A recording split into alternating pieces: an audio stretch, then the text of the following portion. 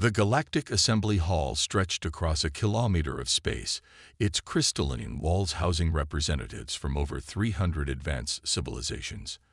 At its center, Sarah Chen stood beside Earth's ambassador, her small frame barely visible among the towering alien forms. At 12 years old, she was the youngest human ever to enter these hallowed chambers. She was also, unknown to everyone present, about to change the course of human history.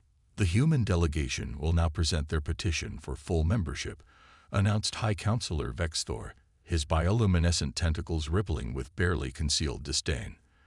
The Mersian leader's 7 eyes fixed upon Sarah and Ambassador Collins with what could only be described as pity. Sarah's hands trembled slightly, but her voice remained steady as she activated the holographic display. Honored members of the Assembly, I present Earth's achievements in quantum mechanics and space-time manipulation. A harsh laugh cut through the chamber. Quantum mechanics, the species that still uses chemical rockets to reach their own moon. The speaker, a crystalline being known as Archive Mind 7, shifted its faceted surface in what passed for amusement among its kind. More laughter rippled through the chamber. Sarah felt her cheeks burn, but kept her chin high. She had expected this reaction. It was, after all, why she was here. Perhaps, rumbled Vexthor, the humans would benefit from another century of observation status. Their civilization is young, barely able to grasp the fundamental principles of interstellar travel. They still think in linear dimensions, for void's sake. Ambassador Collins stepped forward, his diplomatic training evident in his measured response. With respect, High Counselor, humanity has made remarkable progress in the past decade alone. Our understanding, interrupted a Silex representative, its photonic matrix flaring bright with derision. Your species still debates the nature of gravity while the rest of us bend it to our will. You've barely scratched the surface of what constitutes real science. Sarah watched the faces around her. Some biological, some mechanical, some barely comprehensible to human perception. All of them looked down at Earth's representatives with the same expression. Contempt mixed with condescension. It was exactly what she had anticipated, what she had counted on. Because none of them knew about the workshop hidden beneath her grandfather's old quantum lab in Beijing. None of them had seen the equations that had kept her awake for the past 3 years, the calculations that had made her mathematics teachers quit in confusion. And none of them had any idea about what was taking shape in that workshop, piece by impossible piece.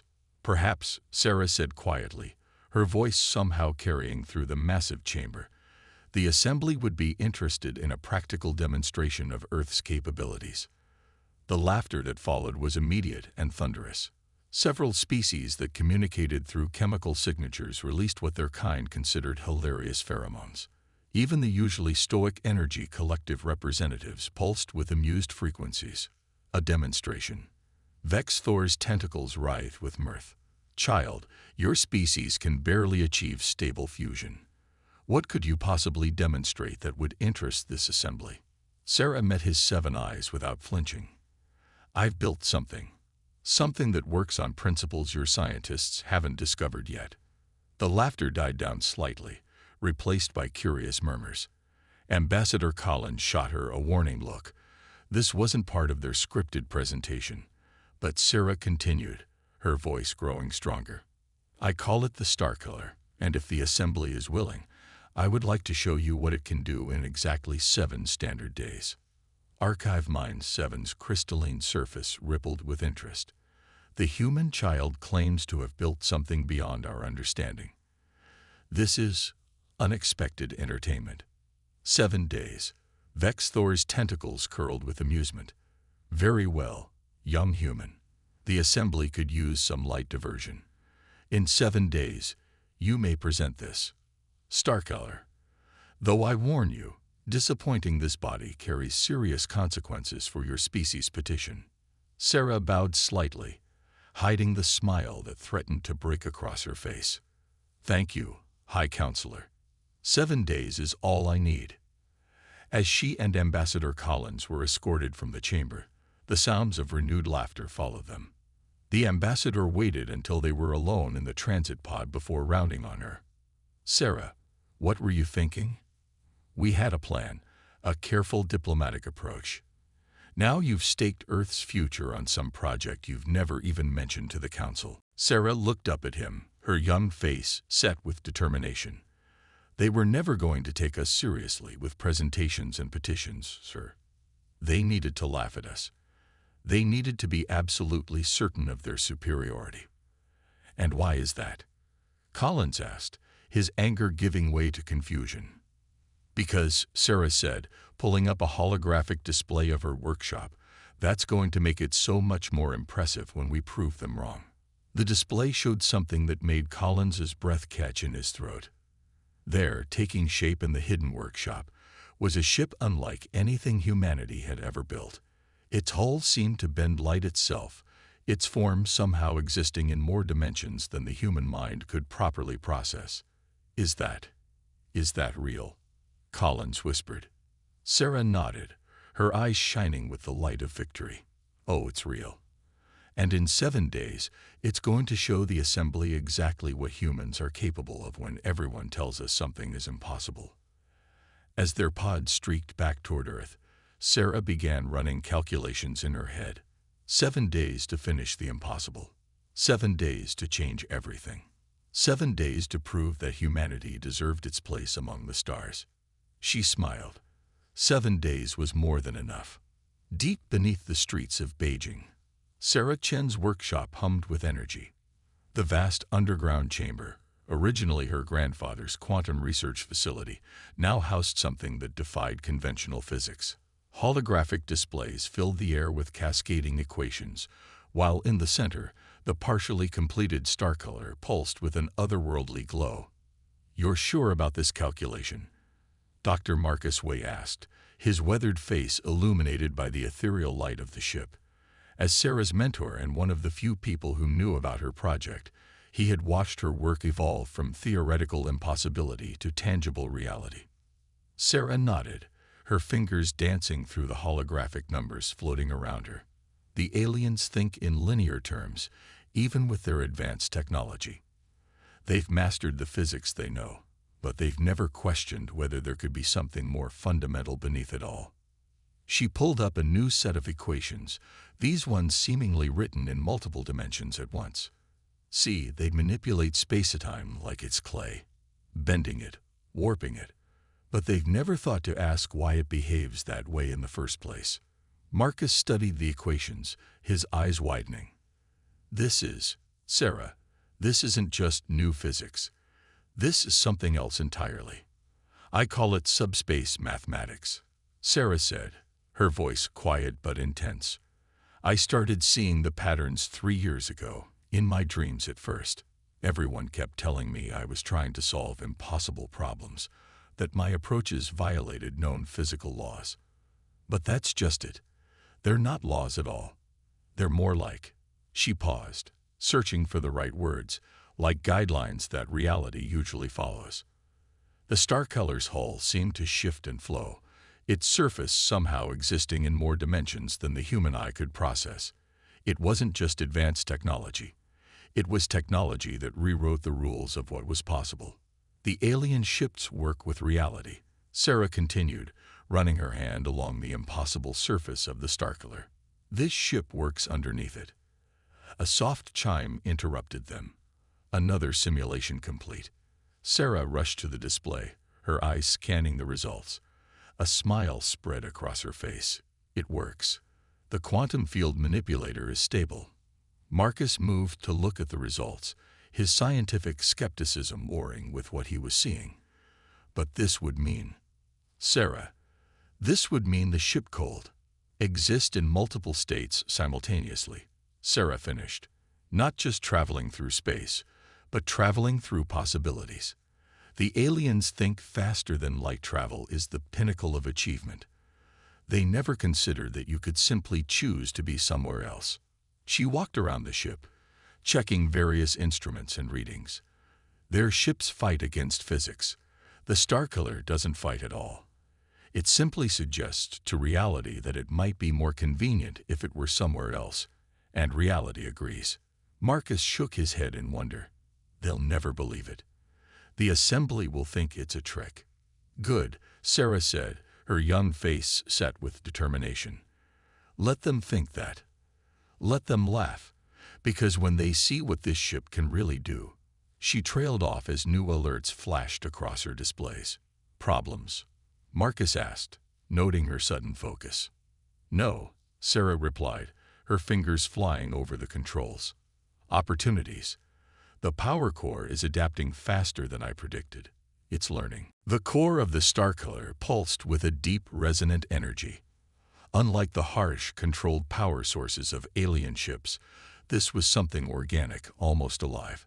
Sarah had designed it to evolve, to grow, to find new solutions to impossible problems. You've created more than a ship, Marcus said quietly. You've created a new form of life. Sarah nodded, watching as the ship's systems continued to evolve and adapt. Humanity has always been good at that, seeing the life in things, finding connections where others see only mechanics. The aliens think their technology is superior because it's predictable, controllable. They don't understand that true advancement comes from letting go of control, from letting systems grow and evolve naturally. A sudden surge of energy rippled through the workshop as another system came online. The Starkiller's hull briefly phased through several quantum states at once, existing in multiple realities before settling back into this one. 5 days, Sarah said, checking her countdown display. 5 days until we show the assembly what happens when you tell humanity something is impossible. She turned to Marcus, her eyes shining with the reflection of the ship's quantum field. They think we're primitive because we still ask questions they decided were answered centuries ago. They don't realize that's our greatest strength. Marcus watched as Sarah returned to her work, her young mind grappling with concepts that the greatest alien scientists had never even imagined. The Starkiller continued its quiet evolution, each moment bringing it closer to completion, closer to changing humanity's place in the galaxy forever. In 5 days, the assembly would learn what happened when you underestimated human ingenuity. In 5 days, they would learn that sometimes the greatest breakthroughs come not from building better tools, but from questioning why the tools work at all. And in 5 days, a 12-year-old girl would show the most advanced civilizations in the galaxy that they had only scratched the surface of what was possible. The night before the first test, Sarah couldn't sleep.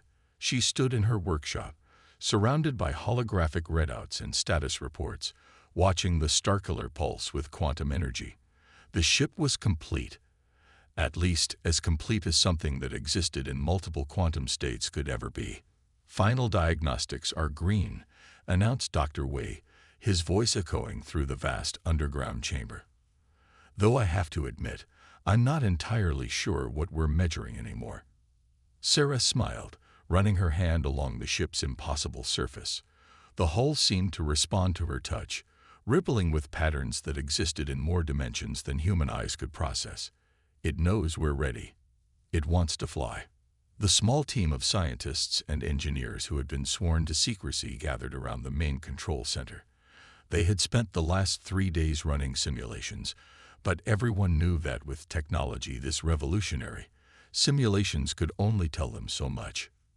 Remember, Sarah addressed the team, her young voice carrying the weight of authority earned through brilliant innovation. The Starkiller doesn't just move through space, it moves through possibility. When we activate the quantum drive, we're not pushing against reality. We're asking it to reconsider its options. One of the engineers, Dr. Patel, shook her head in amazement. I still can't believe we built this. The assembly's ships rely on brute force, pushing through space-time with massive energy expenditure. This is like teaching physics to dance. That's exactly it, Sarah said, climbing into the pilot's chair. The control interface wasn't like anything seen in human or alien ships. Instead of traditional controls, it responded to intention and possibility. The aliens think they're advanced because they can force reality to bend. We're advanced because we've learned to ask nicely. The countdown began. Through the massive underground launch doors, a strip of star-filled sky became visible. Sarah's hands hovered over the quantum interface, her mind already connecting with the ship's evolving consciousness. Quantum core stable, reported Dr. Wei. Reality matrix holding at 99.9% coherence. Sarah, it's time. Sarah took a deep breath, initiating first test flight of the Starkiller. Let's show them what impossible looks like. She engaged the quantum drive. There was no roar of engines, no violent thrust pushing them back in their seats. Instead, the world around them seemed to soften, as if reality itself was becoming more flexible, more open to suggestion. The Starkiller rose from its cradle, but it didn't so much fly as elegantly step through the space between spaces. As it ascended through the launch tunnel, the air around it rippled with quantum possibilities. All systems nominal, Dr. Wei announced, though his voice held a note of awe. We're approaching the upper atmosphere. I think. The spatial sensors are having trouble deciding exactly where we are. Sarah nodded, feeling the ship's consciousness merge with her own. That's because we're not just in one place. We're in all the places we might be, until we decide which one we prefer. The Starkiller emerged into space, its hull reflecting starlight in ways that made the human mind struggle to comprehend. To any observers, it would have appeared to flicker in and out of existence, as if reality itself couldn't quite agree on where it should be. Setting course for lunar orbit, Sarah said, though course wasn't quite the right word for what the Starkiller did. The ship didn't move through space in any conventional sense. Instead, it gracefully rearranged probability until it was simply more convenient for it to be near the moon. The journey that should have taken days took less than a heartbeat. One moment they were above Earth, the next they were dancing through lunar orbit. But they hadn't so much traveled the distance as suggested that the distance needn't exist at all. Impossible, whispered Dr. Patel, staring at the readings. We're not just faster than light, we're faster than physics itself. Sarah's fingers danced across the quantum interface. Let's try something more ambitious. Everyone ready for a little trip to Alpha Centauri. Before anyone could respond, the Starkiller shifted again. The familiar light of Earth's sun was replaced by the binary glow of humanity's nearest stellar neighbors. A journey that would take alien ships weeks, even with their advanced drives, had taken them seconds. 3 light years in the blink of an eye, Dr. Wei said, checking and rechecking his instruments. Sarah, do you realize what you've done? You haven't just built a better ship. You've fundamentally changed our understanding of what's possible. Sarah watched the double suns of Alpha Centauri paint patterns of light across the Starkiller's quantum hull. No, she said quietly. I just remembered something humanity seems to have forgotten. The universe isn't a machine that we have to force to work our way. It's a conversation, and sometimes all you have to do is ask the right questions. She turned the ship back toward Earth, feeling its joyous response to her intentions.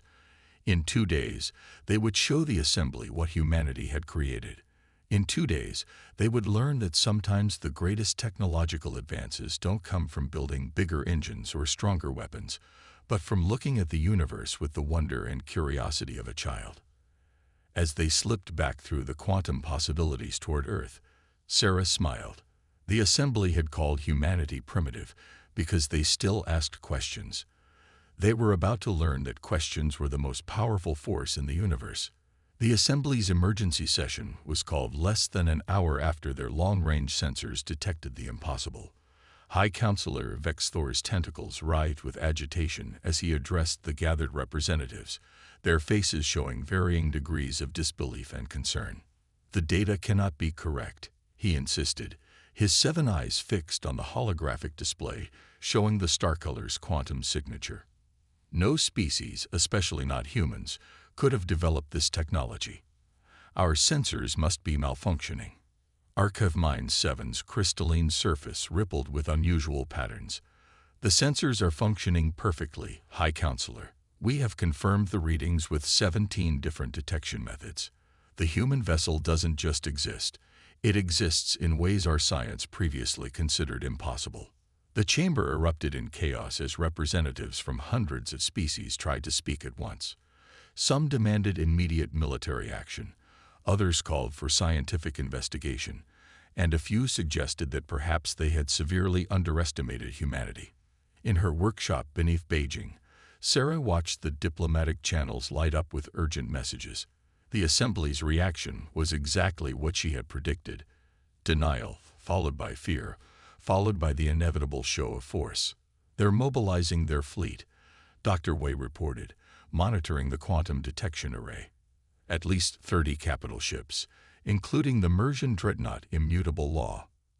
Sarah nodded, making final adjustments to the Starcolor's quantum core. "Good. Let them come. They need to see this up close." Ambassador Collins burst into the workshop, his usually composed demeanor shaken. "Sarah, the Assembly has issued an ultimatum. They're demanding we surrender the Starcolor for immediate inspection and dismantling. They're calling it a threat to galactic stability." "Of course they are," Sarah replied calmly, not looking up from her work. "Their entire civilization is built on the assumption that they understand how the universe works.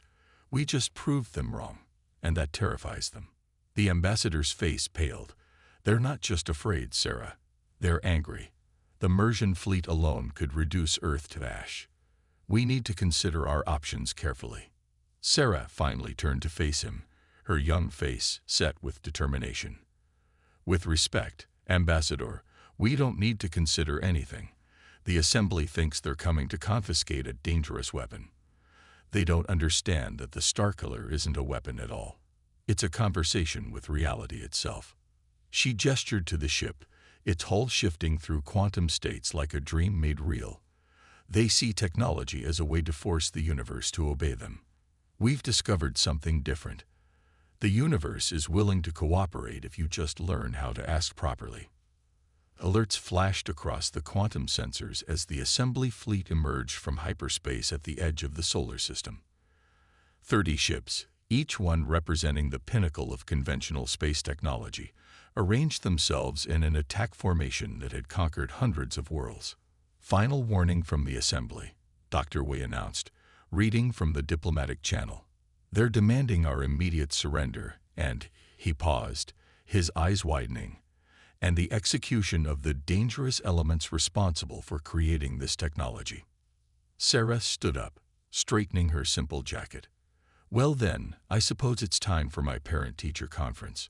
The joke, delivered with perfect deadpan, broke some of the tension in the room. "You can't be serious," Collins protested. "They'll destroy you." "No," Sarah said, walking toward the Starcolor's quantum interface. "They'll try to destroy me. But to destroy something, you have to be able to find it first. And finding something that exists in all possible states at once." She smiled. "That's considerably more difficult than they imagine." The ship's consciousness reached out to her as she settled into the pilot's chair. Around her, the small crew that had helped build the impossible took their stations. They weren't military personnel or hardened warriors. They were scientists, dreamers, people who had dared to ask questions that the Assembly had declared answered centuries ago. "The fleet is advancing," Dr. Wei reported. "They'll be in weapons range in 10 minutes. Sarah's fingers danced across the quantum interface, and the Starcolor hummed with possibility. 10 minutes is an eternity when you can step sideways through reality. Let's show them what happens when you tell humanity something is impossible." The ship rose from its cradle one final time, its hull shimmering with quantum potential. Above them, the most powerful fleet in the galaxy prepared to erase what they saw as a threat to their understanding of the universe. They were about to learn that understanding the universe wasn't about power or control. It was about wonder, curiosity, and the simple joy of asking, "What if?" As the Starcolor ascended toward its confrontation with the Assembly fleet, Sarah thought about all the times humans had been told they were too primitive, too simple, too young to grasp the complexities of the universe. She thought about every scientist who had been laughed at for asking questions that seemed naive. The Assembly was about to learn that sometimes the most profound discoveries come from the simplest questions, and sometimes Those questions come from a 12-year-old girl who didn't know that what she was doing was impossible. The assembly fleet hung in space like a wall of judgment, 30 ships representing the most advanced technology in known space. Their weapons were primed, their shields at maximum power, ready to eliminate what they saw as an unprecedented threat to galactic stability. The Starkiller emerged from Earth's atmosphere alone, a single ship piloted by a 12-year-old girl, facing down the combined might of civilizations that had mastered the stars before humans had invented the wheel. Final warning, human vessel. High Counselor Vexthor's voice echoed through the command channel. Power down your quantum systems and prepare to be boarded. This technology is too dangerous to remain in primitive hands. Sarah's response was calm, almost amused. With respect, High Counselor, I don't think you understand what you're looking at. The Starkiller isn't dangerous. It's curious. Curious. The Mersian leader's voice dripped with condescension. Child, you have created something that violates the fundamental laws of physics. The universe has rules. No, Sarah interrupted, her fingers dancing across the quantum interface. The universe has habits. We just taught it some new ones. Before anyone could respond, the Starkiller flickered, not moving through space, but rather suggesting to reality that it might be more interesting if it were somewhere else. One moment it was facing the assembly fleet, the next it was behind them, then above them, then seemingly in multiple places at once. Impossible, shouted one of the alien commanders. All ships, open fire. Energy beams and quantum torpedoes lashed out, enough firepower to reduce a planet to ash. But hitting the Starkiller was like trying to strike a dream. The ship didn't dodge or evade. It simply chose to be where the attacks weren't, as if gently declining their invitation to be destroyed. You still don't understand. Sarah's voice was patient, like a teacher explaining a simple concept. You're trying to solve this with force. That's not how the Starkiller works. Here, let me show you something. The ship's quantum field expanded, enveloping the nearest assembly vessel. For a moment, that ship's crew experienced something unprecedented. They felt the universe as Sarah's technology perceived it, not as a set of rules to be forced into compliance, but as an infinite conversation of possibilities. By all the stars, whispered the alien captain. It's beautiful. One by one, Sarah extended the quantum field to each ship in the fleet. She wasn't attacking or defending. She was sharing, teaching, showing them a new way of seeing reality itself. This is what humanity offers the galaxy, Sarah explained as the assembly fleet hung suspended in quantum possibility. Not better weapons or stronger shields, but new questions, new ways of thinking. You've mastered the physics you know, but we've discovered physics you never imagined existed. High Counselor Vexthor's ship was the last to be embraced by the quantum field. His tentacles trembled as he experienced, for the first time in his long life, the sensation of reality as a willing partner rather than a force to be conquered. How? He managed to ask. How did your species discover this? Because we're young, Sarah replied simply. Because we still ask questions that you decided were settled long ago. Because sometimes it takes a child's perspective to see past the assumptions that limit us. She brought the Starkiller to a gentle stop in the center of the fleet. You called us primitive because we hadn't mastered your technology. But we didn't need to. We found something different, something that works with the universe instead of trying to dominate it.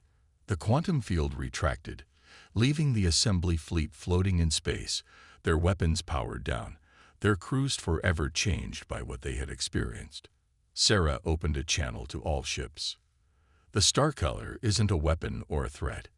It's an invitation to remember what it feels like to look at the universe with wonder instead of certainty, to ask questions instead of assuming we have all the answers. High Counselor Vexthor was quiet for a long moment before speaking. I believe, he said slowly, that the Assembly may need to reconsider its definition of advanced civilization. Sarah smiled. That's the most advanced thing you've said all day, High Counselor. In the days that followed, Earth's status in the galactic community underwent a radical change. The Assembly didn't just grant full membership, they established a new division dedicated to studying humanity's unique approach to physics and reality. The Starkiller became not a weapon of war, but a symbol of a new age in galactic science, where the combined knowledge of centuries-old civilizations was enriched by the fresh perspective of humanity's endless curiosity. And Sarah Chen, the 12-year-old who had changed the galaxy's understanding of what was possible, went back to her workshop. There were, after all, so many more questions to ask, so many more impossible things to discover. Because that was humanity's true gift to the galaxy, not the power to bend reality, but the wisdom to know that sometimes reality would rather dance.